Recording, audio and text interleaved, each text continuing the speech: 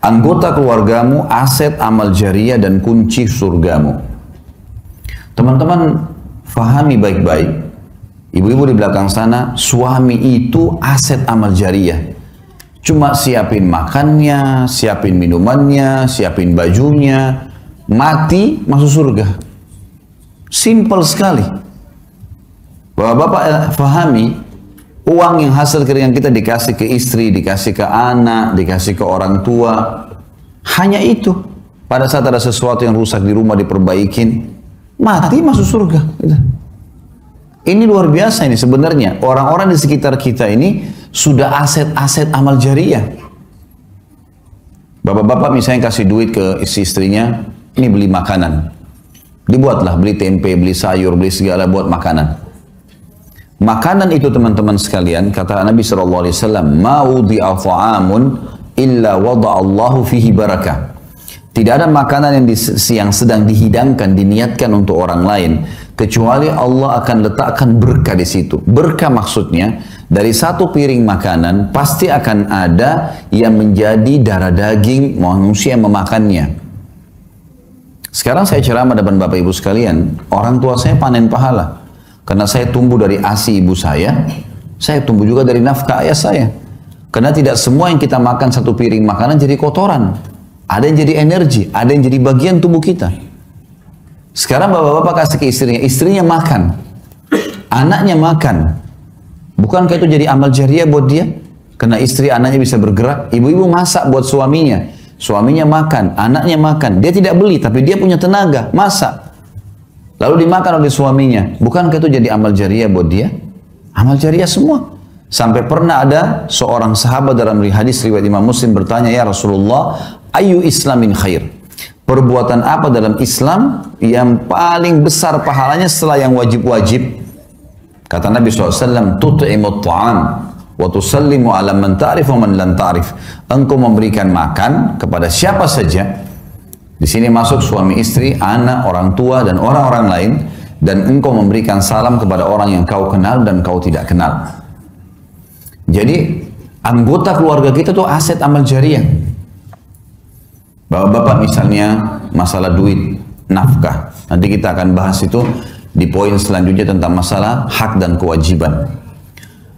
Kita disuruh berikan uang, hasil keringat kita. Nafkah itu sesuatu yang kalau tidak dikasih, roda kehidupan nggak bisa jalan. Jadi ibu-ibu bisa beli makanan, air, makan, listrik, ya. Sesuatu yang memang harus ada. Kalau enggak, maka tidak berjalan roda kehidupan. Itu namanya nafkah. Kata Nabi SAW, dinar yang engkau keluarkan untuk fakir miskin, dinar yang engkau keluarkan untuk pembebasan budak, dinar yang engkau keluarkan untuk jihad di jalan Allah, dan dinar yang engkau keluarkan untuk istri anakmu jauh lebih besar pahalanya, mengalahkan pahala yang lain-lainnya di dalam rumah itu. Berarti bapak-bapak setiap bulan terima gaji atau ada pendapatan kasih ke istri anak, itu mengalahkan pahala sedekah untuk jihad, mengalahkan pahala sedekah untuk fakir miskin. Tapi bukan berarti hadis ini ibu-ibu misalnya bilang, nah itu kan ada hadis tadi, berarti semua gaji suami harus saya pegang. Bukan itu maksudnya ya. Karena kita bicara masalah nafkah ya.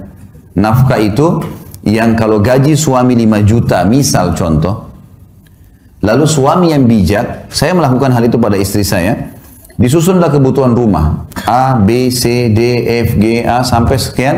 Oh ini contoh saja, contoh gaji saya 5 juta, oh ternyata kebutuhan rumah 4 juta. Ini 4 juta ya, nafkah rumah.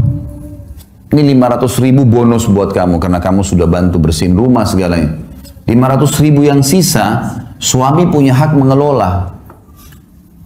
Jangan juga, bapak-bapak ada yang, maaf kalau ada yang terjadi ini ya. Jangan juga tidak punya kawam. Dia bukan pemimpin. Semua gaji dikasih istrinya, dia mau beli pulsa pun minta sama istrinya. Gimana caranya?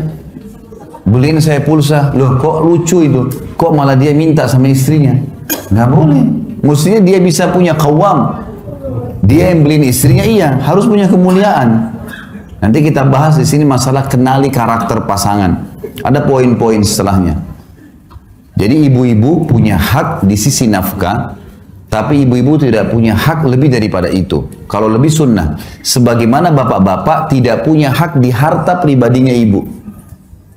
Misal ibu-ibu di sini ada sebelum nikah sudah punya usaha, atau setelah nikah dapat warisan dari orang tuanya. Tidak bisa suaminya bilang, kamu kan sudah 10 tahun saya nafkahi, ini dapat warisan 200 juta bagi 2 ya.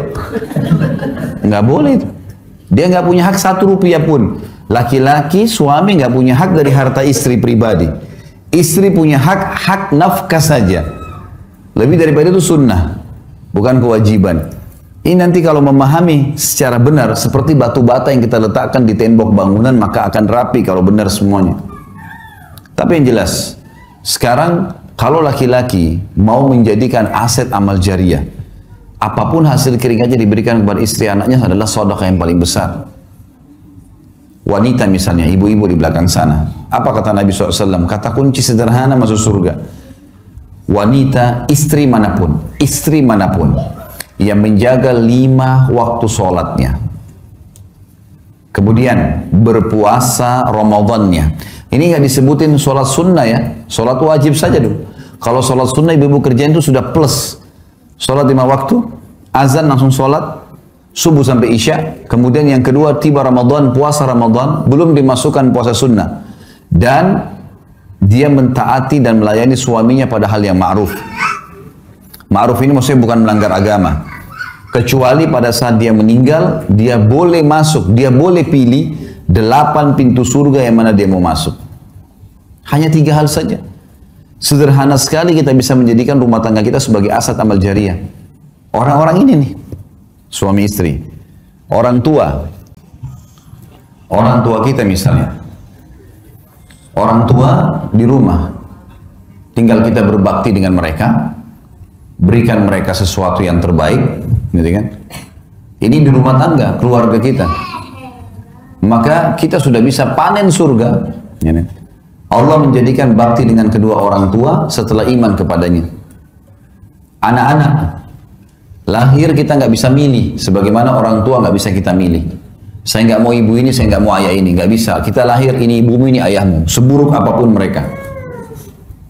Begitu juga anak yang lahir, begitu keluar laki-laki, perempuan, sehat, sakitkah, apalah, ya, warna kulitnya seperti apa, paras wajahnya, lahir ini anakmu. Dan semua digantungkan variabel hak-hak dan kewajiban di sini. Sekarang anak-anak bisa jadi aset amal jariah. Mengajar mereka jalan, mengajari mereka kalimat-kalimat, memberikan nama yang baik, selama nama itu dipanggil, selama mereka bisa jalan, semua jadi amal jariah. Jadi ini kiat yang harus kita fahami teman-teman sekalian.